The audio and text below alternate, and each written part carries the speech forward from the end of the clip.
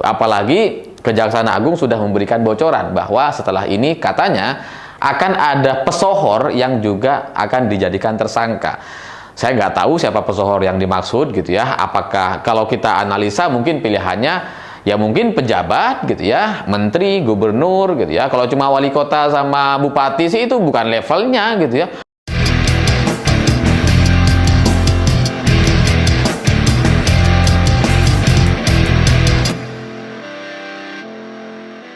Selamat malam semuanya. Hari ini saya membaca cukup banyak berita terkait kasus tambang timah ilegal yang baru menarik perhatian kita semua setelah Harvey Muiz dan Helena Lim dijadikan tersangka. Sebelum-sebelumnya, ketika Kejaksaan Agung memeriksa 148 orang saksi dan sudah menetapkan 14 orang tersangka lainnya sebelum Helena Lim dan Harvey Muiz, kita nampak tidak tertarik untuk membicarakan, dan bahkan media-media kita itu pemberitaannya sangat-sangat minim sekali. Barulah kemudian setelah suami Sandra Dewi dan Helena Lim jadi tersangka, semua orang membicarakan soal uang 271 triliun rupiah. Yang kemudian ada yang ngitung ini kalau dibagi kepada seluruh masyarakat Indonesia 260 juta orang gitu ya, itu masing-masing bisa dapat sekitar 1 juta lebih lah. Udah cukup untuk THR atau beli baju baru. Ya karena ini adalah kasus yang secara penetapan tersangkanya, yang kemudian menetapkan Helena Lim dan Harvey Muiz yang menjadi public figure, yang menjadi sorotan media selama ini, secara timing atau jadwal pentersangkaan keduanya ini menarik secara unsur politik gitu ya. Apakah setelah ini akan ada dampak kepada Kejaksaan Agung? Karena ini susah untuk kemudian tidak dikait-kaitkan dengan politik atau transisi atau perpindahan kekuasaan dari Jokowi dan Presiden selanjutnya. Karena seperti yang kita tahu, Helena Lim ini pernah diundang ke podcast Kaisang, dan kemudian terjadilah pembicaraan soal pro 02 atau pemilih Prabowo gitu ya. Dan Kaisang curiga jangan-jangan Helena Lim ini TKN juga katanya.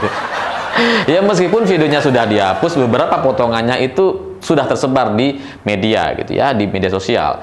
Dan ini menarik perhatian saya karena kalau sampai setelah ini, setelah penetapan Helena Lim dan Harvey Muiz ini kemudian diikuti oleh pesohor-pesohor lain atau oleh pejabat atau bahkan setingkat menteri gitu ya, nampaknya ini akan ada efek politik kepada Kejaksaan Agung. Simpelnya, sederhananya, kalau sampai Kejaksaan Agung diganti orang lain gitu ya, maka itu nampaknya adalah upaya untuk menutupi kasus ini. Tapi sebelum itu semua gitu ya, kita berharap agar kasus ini bisa dituntaskan dan pesohor-pesohor yang bertanggung jawab, termasuk pejabat dan aparatnya, itu bisa segera dijadikan tersangka. Karena kalau kita melihat dari tambang timah ilegal ini secara operasi sangat-sangat rapi gitu. Karena ini sebenarnya adalah penambangan di wilayah milik PT Timah. Sementara PT Timah ini kan BUMN.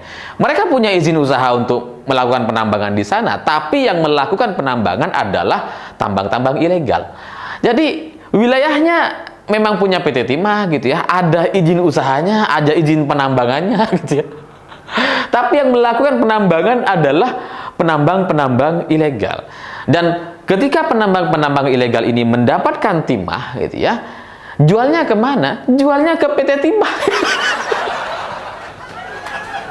Coba bayangkan gitu ya, nambang di wilayah PT Timah, kemudian barangnya, timahnya dijual kepada BUMN bernama PT Timah. Dan keuntungan dari hasil penjualan ini kemudian beberapa diantaranya disisihkan untuk kepentingan CSR. Dari CSR ini gitu ya, yang seharusnya itu untuk kepentingan lingkungan dan sebagainya gitu ya, itu kemudian ternyata disalurkan kepada direksi dan pejabat-pejabat di PT Timah, dari kepada juga kepada 16 tersangka yang sebelumnya sudah diumumkan oleh Kejaksaan Agung. Jadi modusnya itu begitu rapi gitu. Tapi dari 16 orang tersangka, termasuk Helena Lim dan Harvey Muiz, sampai sekarang gitu ya, belum ada satupun pejabat ataupun aparat yang terlibat atau dijadikan tersangka. Ini menjadi tanda tanya gitu ya, karena yang 16 orang ini yang dijadikan tersangka, Helena Lim itu adalah penyalur dana CSR gitu ya. Ya dia anggaplah kroconya gitu ya, nyalurin uang gitu ya. Sementara operator perusahaan-perusahaannya ya Harvey Muiz dan kawan-kawan gitu. Tapi semua orang yang menjadi tersangka ini baru di level pengusaha. Kenapa aparat dan pejabat tidak ada yang dijadikan tersangka? Pertanyaannya, ke depan ini harus ada. Karena kalau ini nggak ada, mustahil rasanya gitu.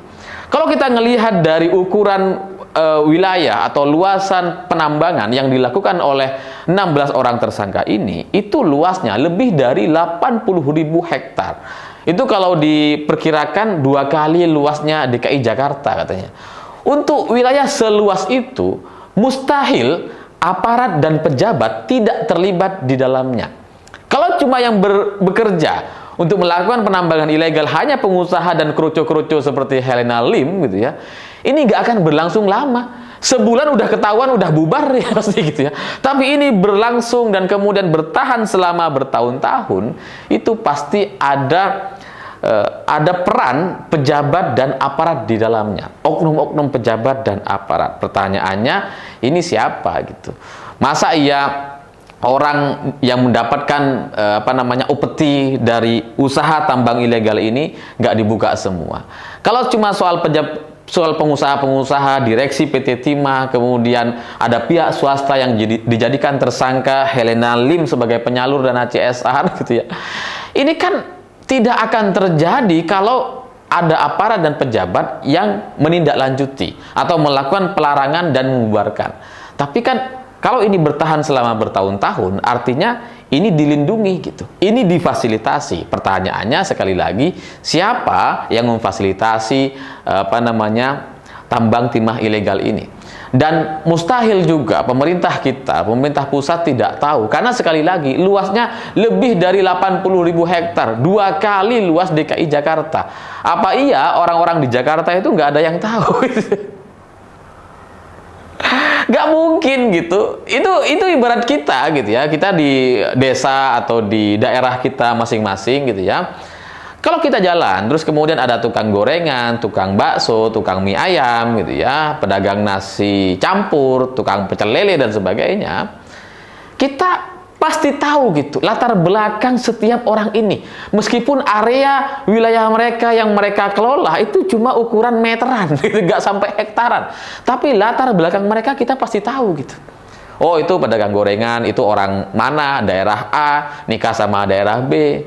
Kemudian ya biasa buka setiap hari, dananya biasanya dari ini gitu. Yang jaga biasanya 1-2 orang dan sebagainya.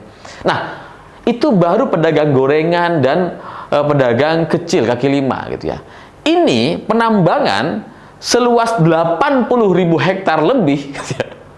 Masa iya gak ada yang tahu sih gitu ya? Pasti ada yang tahu, tapi yang tahu-tahu ini pejabat-pejabat dan aparat-aparat kita kemudian membiarkan operasi ini terus berlanjut selama beberapa tahun.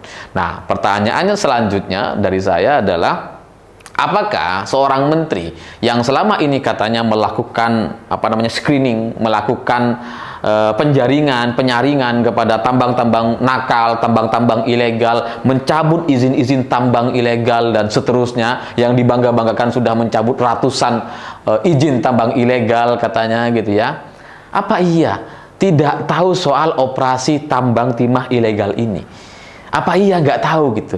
Kalau dia emang bekerja, kemudian datang ke lapangan untuk seluas 80.000 hektar lebih, mustahil tidak diketahui, mustahil tidak terdeteksi. Karena untuk urusan izin saja, gitu ya, izin itu kan nggak kelihatan mata, nggak kasat mata, itu bisa terdeteksi gitu.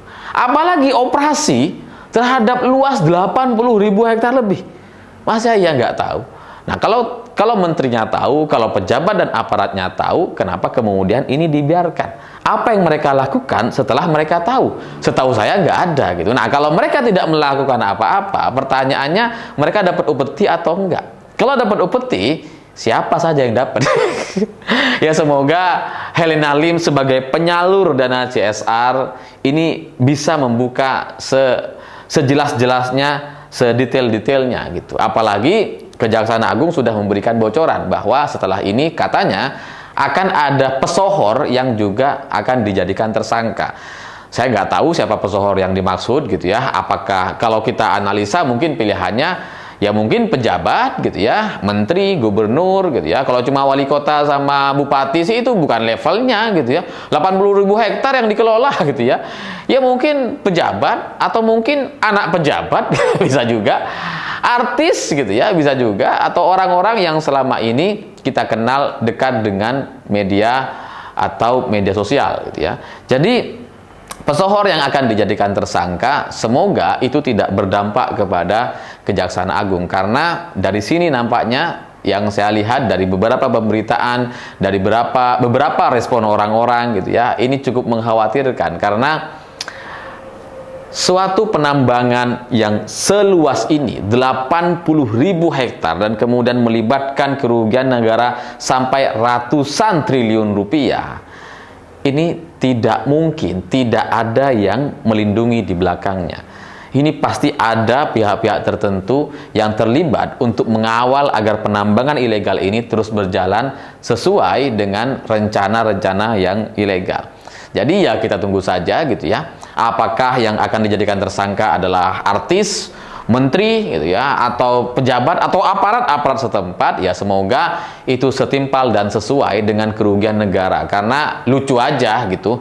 Kalau kerugiannya 271 triliun tapi yang dijadikan tersangka hanya orang sekelas Helena Lim. Jangan sampai kemudian nanti di tingkat aparat yang dijadikan tersangka hanya petugas lapangan. Jangan sampai. Jangan sampai hanya dari anggota polsek misalkan. Itu tidak sesuai sama sekali. Jadi ya harus yang sesuai gitu ya. Sesuai dengan wilayah atau kekuasaan sebesar 80.000 hektar lebih. Saya pikir itu. Terima kasih sudah menonton. Begitulah kura-kura.